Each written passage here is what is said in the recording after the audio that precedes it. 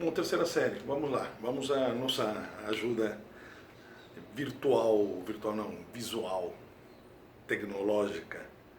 Bom, vamos lá.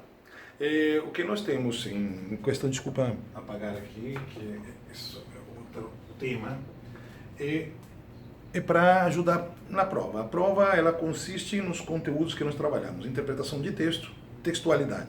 Textualidade, vocês vão ter que reproduzir os tempos que nós trabalhamos nesse trimestre. Basicamente, os pretéritos, imperfeito e indefinido. A interpretação de texto na nossa prova será, como sempre, verdadeiro ou falso.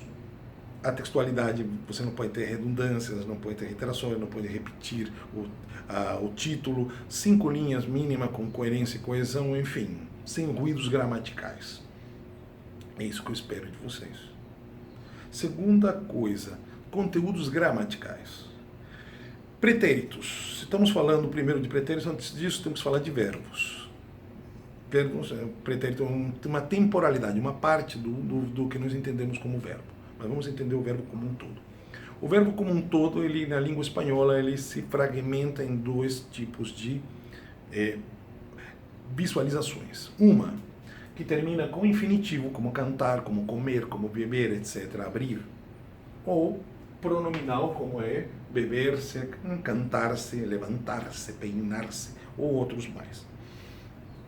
Qual a diferença? É que os verbos infinitivos, o verbo cantar, amar, sonhar, etc., são ações para alguém ou algo. Verbos que terminam com pronome são ações para nós. Então, por exemplo, se eu digo, eu vesti a camisa da seleção chilena. Parece óbvio, né? Não. Se eu vesti alguém. E eu, como não vesti ninguém, obviamente essa frase ela está incoerente. Então a ferramenta que deveria dizer, não é isso, é me vesti. Então o verbo seria verbo vestir-se e não vestir. Olha, sutileza. Então, saindo da pronominalidade, que é uma coisa que está presente desde sempre nas nossas aulas, nós vamos diferenciar o que é pretérito imperfeito e pretérito indefinido. Pretérito imperfeito. Aquela história maravilhosa, linda, da influência da língua helênica, porque a língua espanhola ela é influenciada por uma diversidade de culturas germânicas, árabes, dos povos mesoamericanos, pré-colombinos, a influência latina, obviamente. Bom, só do árabe temos quase 4.000 palavras do árabe dentro do dicionário no léxico da língua espanhola, só. Sem contar galicismos, anglicismos, germanismos e outro tipo de influência que possa ter, e de fato tem a língua. No caso dos helênicos, eles nos legaram coisas muito interessantes. Lá, Y, o Y, Y em espanhol é Y.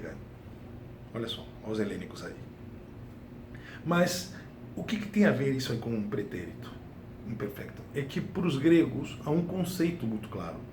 Tudo que é perfeito é algo que se conclui. Tudo que é imperfeito é algo que não se conclui. Portanto, para os gregos, ganhamos o jogo, mas tomamos 4 gols. Perfeito. Ganhamos a guerra, mas perdemos 20 batalhas. Perfeito. Por quê? Porque você concluiu, você ganhou aquilo que você pretendia.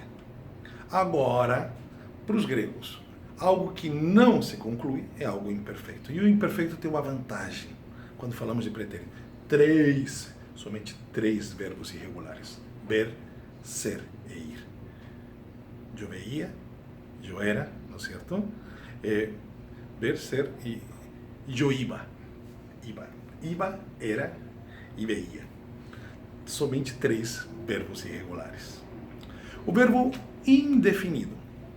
O que é indefinido, pessoal? Vamos lá, terceirão.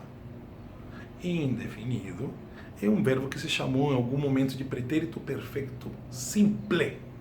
Pretérito perfeito simple. O pretérito perfeito simple tem uma característica fundamental. Ele é concluído, terminado, diferente do imperfeito que foi interrompido. Então, vamos lá. Eu sempre dou esse exemplo. Nascia minha abuela em 1908. Como assim nascia minha avó? Ou seja, ela foi interrompida no ato de nascer, quer dizer que eu sou o quê? Ficou incoerente, não ficou? Teria que dizer que ela nasceu. É um fato concreto, pontual. Então, olha a diferença do uso de um e do outro. Nascia minha abuela. Se nascia minha abuela, eu não posso estar falando aqui, isso é uma obra de ficção. Então, vamos lá. Vamos ao ponto. Vamos ao ponto. Pretérito indefinido se chamava pretérito perfeito simples. E ele, como é simples, um verbo simples, se confundia com um tempo composto, que era o pretérito perfeito. Olha, pretérito perfeito simples, pretérito perfeito. Essa diferença dá um probleminha. Sabe qual probleminha que dá?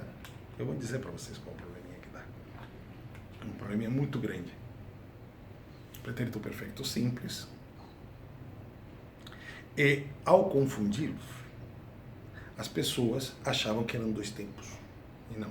Então, por isso que eles decidiram fazer simplificar. Quando digo eles, não é sujeito indeterminado. Estou falando gramáticos, especialistas, normativos, diccionaristas, enfim, gente que trabalha com a gramática a sério.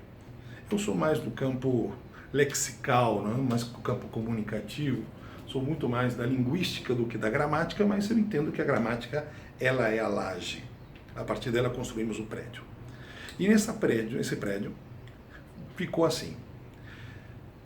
Ação terminada, mas não sabemos quando. Por exemplo, vestir a camisa da seleção chilena. Vestir, posso ter vestido há 5 minutos atrás, como posso ter vestido ontem à noite e dormir com ela. Não é verdade, mas poderia.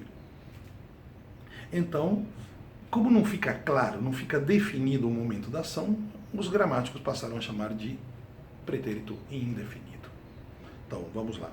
Textualidade, contrastes entre pretéritos, pretérito indefinido, pretérito imperfeito, e interpretação de texto. Está lá vista, baby. Abraços. Boa prova.